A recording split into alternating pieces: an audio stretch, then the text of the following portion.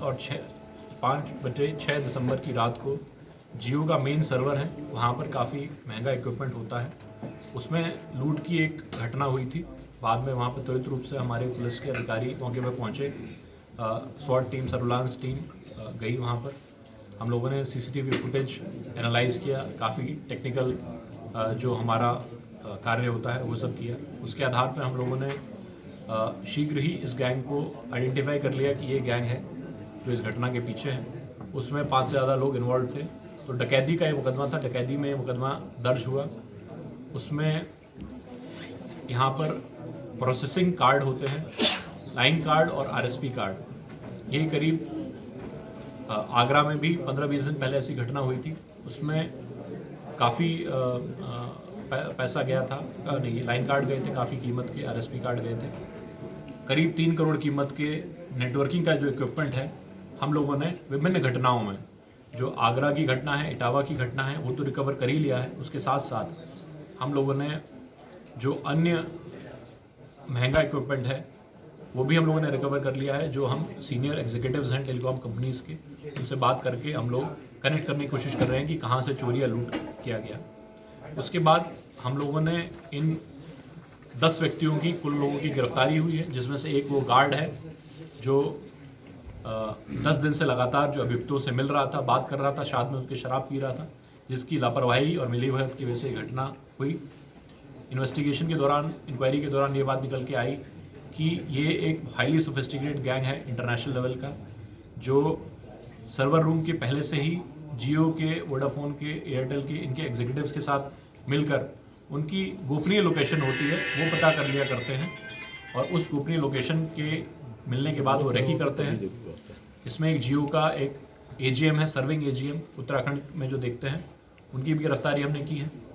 एक फौजी है जो भी लूट में सीसीटीवी फुटेज में उसका नाम आया था, फोटो दिखा था उसका, उसकी भी गिरफ्तारी हम लोगों ने करी है। और इसके अलावा इनकी जो 2 टीमें थी, एक टीम है जो दिल्ली में बैठ के कुरियर का, डीएचएल की इन्होंने एजेंसी खोल रखी है।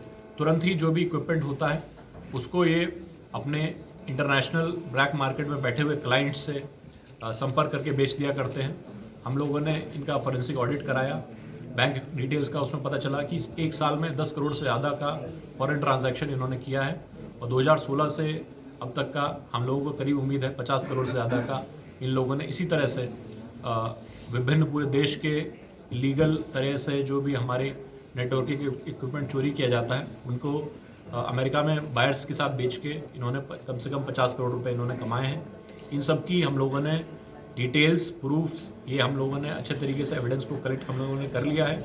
इसके अतिरिक्त भी जो बैंक के सीनियर एग्जीक्यूटिव्स हैं, कुछ डीएचएल के, अन्य कुरियर कंपनीज़ के लोग हैं, टेलीकॉम के कुछ सर्विंग लोग हैं, कुछ नेटवर्किंग कंपनी सिस्को के लोग हैं, इन सब लोगों का नाम भी इसमें प्रकाश में आ रहा है, जिनकी गिरफ्तारी हम लोग पूरा साक्ष्य संकलन करने के बाद हम लोग करेंगे।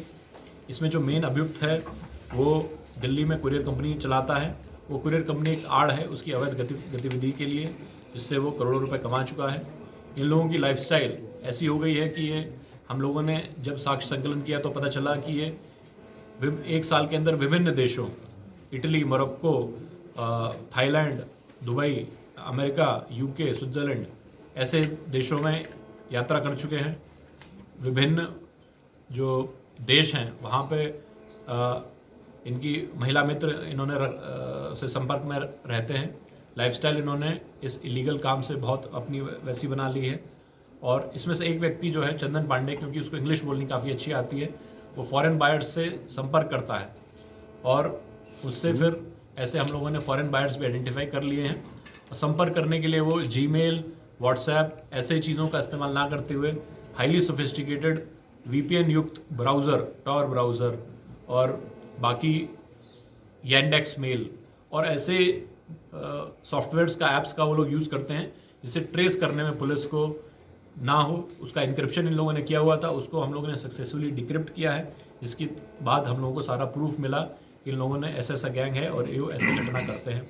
इसके अतिरिक्त इनकी एक बी टीम होती है जो लूट की घटना और डकैती की घटना में इनको सहयोग करती है। उनको भी इन्होंने सब लोग हम लोगों ने गिरफ्तार किए हैं। उनको भी इन्होंने 30 लाख कैश दिया था इटावा और आगरा में ये घटना करने के लिए।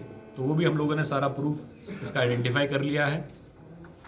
इटावा और आगरा में लूटे गए जियो के आरएसपी कार्ड, लाइन कार्ड हम लोगों ने रिकवर कर लिए। कुछ इन्होंने, क्योंकि ये खुद की ही कुरियर कंपनी है, दलालों के माध्यम से स्वयं ये 2 से 3 दिन के अंदर ये अमेरिका में भेज देते हैं, वहाँ बेच देते हैं और इंटरनेशनल वायर ट्रांसफ़र के माध्यम से पेपाल और कुछ जो करंट अकाउंट इनके हैं उसके माध्यम से इनके पास पैसा आ जाता है 2-3 दिन के अंदर ही। क्योंकि ये सालों साल से काम कर रहे हैं तो इनके लिंकेजेस जो हैं अंतर्राष्ट्रीय ब्लैक मार्केट में काफ़ी अच्छे हो गए हैं। उनको भी हम लोग, जो हमारी अंतर्राष्ट्रीय संपर्क की नोडल एजेंसी है CBI, उसके माध्यम से हम इंटरपोल से भी संपर्क करने की कोशिश करेंगे और इस गैंग के जो बाकी इंटरनेशनल लोग हैं उनको भी ध्वस्त करने की कोशिश करेंगे। तो कुल 3 करोड़ के लगभग का इक्विपमेंट हम लोगों ने बरामद कर लिया है। सीरियल नंबर हम लोगों ने इनके नोट कर लिए हैं।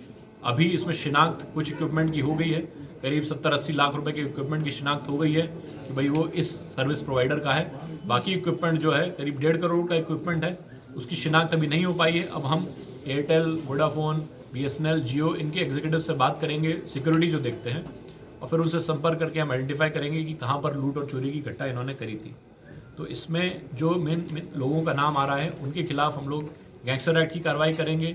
जो अवैध संपत्ति इन्होंने बना रखी है, इन्होंने बहुत पॉश एरिया में घर खरीद रखे हैं, फ्लैट खरीद रखे हैं, luxury car, jeep, compass, XUV 300 ऐसी गाड़ियों से लोग चलते हैं, फॉरेन ट्रिप्स लगातार जाते हैं। तो इनमें हम लोग जो भी विधिक कार्रवाई होती है 14(1) गैंगस्टर एक्ट में संपत्ति की कुर्की की, वो हम लोग कार्रवाई इन लोगों के खिलाफ करेंगे। और बाकी मुकदमे जो हैं उनसे भी कनेक्ट करने का प्रयास हम लोग करेंगे कि जहाँ जहाँ पर इन्होंने जो माल है वो जहाँ से चुराया है, ताकि इनका और करेक्ट हम लोग कर सकें। इसके अतिरिक्त इनके और भी मेंबर्स जो हैं, और भी लोगों का नाम इसमें प्रकाश में आ रहा है, उसका साक्ष्य संकलन करके हम लोग उनकी भी गिरफ्तारी करेंगे। जो वाइट कॉलर क्रिमिनल्स हैं, जो अच्छे अच्छे पदों पर बैंक में, कुरियर कंपनीज़ में और टेलीकॉम कंपनीज़ में कार्यरत हैं, उनकी भी गिरफ्तारी की जाएगी। बिना मिली भगत के ये घटना बिल्कुल भी संभव नहीं होती है, क्योंकि ये बिल्कुल गोपनीय होता है। तो इस तरीके से हम लोग बहुत अच्छा गैंग जो है, ये हमारी SWAT टीम ने, हमारे सारे अधिकारियों ने इसमें वर्कआउट किया। करीब 3 करोड़ का इक्विपमेंट इसमें रिकवर हुआ है। और इसके अतिरिक्त हमारे अपर पुलिस महानिदेशक कानपुर जोन, पुलिस महानिरीक्षक कानपुर रेंज और मेरे द्वारा करीब 2 लाख रुपए का नगद इनाम टीम को दिया जाएगा। इसके अतिरिक्त DGP महोदय एवं अपर मुख्य सचिव गृह महोदय द्वारा भी उचित इनाम दिए जाने का आश्वासन इसमें दिया गया है। इसमें जो भी टीम इन्वॉल्व थी, इनको DG कमेंडेशन डिस्क के लिए भी हम लोग तुरंत लिख के भेजेंगे, ताकि उत्साहवर्धन हो। क्योंकि ये बहुत अच्छा काम हुआ है।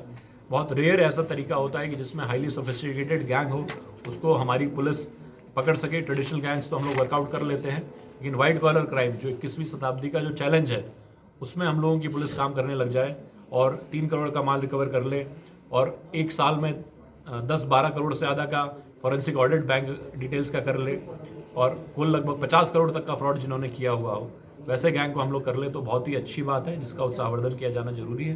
तो इसमें पुलिस टीम जो है, हमारे अधिकारी हैं, उन सबका, जो हमारे इंस्पेक्टर सिविल लाइन्स हैं, बहुत ही अच्छा इनका रोल रहा। बहुत अच्छा गैंग इसमें वर्कआउट हुआ है। इन सबको हम लोग उचित इनाम जो है वो भी देंगे और इनको जो भी इनको मेडल दिया जा सकता हो, उत्साहवर्धन के लिए जो भी कुछ किया जा सकता हो, वो हम लोगों के लिए करेंगे। क्योंकि आप देख रहे होंगे लगातार गुड वर्क हो रहे हैं। इसके लिए पुलिस का जो सामंजस्य है आपस में, ये बहुत अच्छा है। हमारी विभिन्न टीमों का सब लोग पूर्ण मनोयोग से लगे हुए हैं कि हम लोग अच्छा काम करें और जो शासन की मंशा है उस पर हम लोग खरे उतरें। तो इन सब के लिए ये सभी लोग बधाई के पात्र हैं और आप सब लोग इसमें कवरेज करने के लिए आए, तो आपका भी, आपने अपना समय दिया, आप लोगों का भी बहुत बहुत धन्यवाद।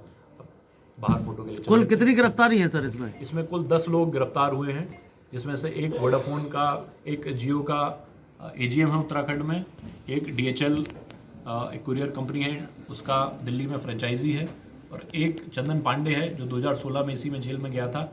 वो लाइजन के रूप में एक्ट करता है और अंग्रेज़ी में बात करता है। तो ये 3 लोग मुख्य हैं। इसके अतिरिक्त 7 लोग और हैं जिनकी गिरफ्तारी हुई है। कुल 10 लोगों की गिरफ्तारी इसमें हुई है। और इसमें बड़ा गैंग है, जो अंतर्राष्ट्रीय जो लोग हैं उनको भी हम लोगों ने आइडेंटिफाई कर लिया है। एक की पेपर ट्रेल एविडेंस हमारे पास उपलब्ध है कि इन्होंने विगत 6-7 सालों में क्या क्या ट्रांजैक्शन इनके द्वारा किए गए, फर्जी इन्वॉइसिंग इनके द्वारा DHL में करी गई, तो उस पर भी हम लोग फ्रॉड का एक और सेपरेट मुकदमा लिखने जा रहे हैं। और जो बाकी जो हमारी सर्विलांस की टीम है, इनके द्वारा भी डिक्रिप्शन किया गया, फॉरेंसिक ऑडिट किया गया, तो हाईली टेक्निकल चीज़ें इनके द्वारा की गई हैं।